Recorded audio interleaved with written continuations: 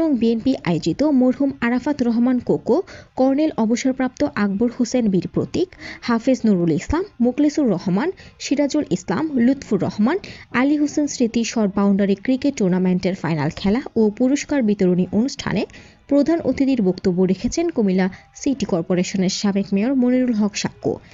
23 নং ওয়ার্ড জয়পুর সার্বিক উন্নয়ন সমবায় সমিতির মাঠে এই ফাইনাল খেলা ও পুরস্কার বিতরণী অনুষ্ঠান অনুষ্ঠিত হয়।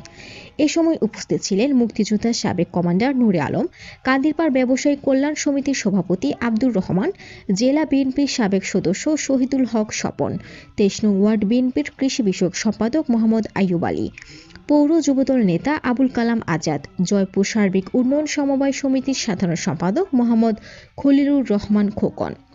খেলায় মোট 6টি দল অংশগ্রহণ করে। তানিয়া ফ্যাশন হাউস একাদশ ও সাইদ শরীফ একাদশ ফাইনালে ওঠেন। ফাইনাল খেলায় সাইদ শরীফ একাদশকে হারিয়ে তানিয়া ফ্যাশন হাউস একাদশ চ্যাম্পিয়ন হওয়ার গৌরব অর্জন করেন।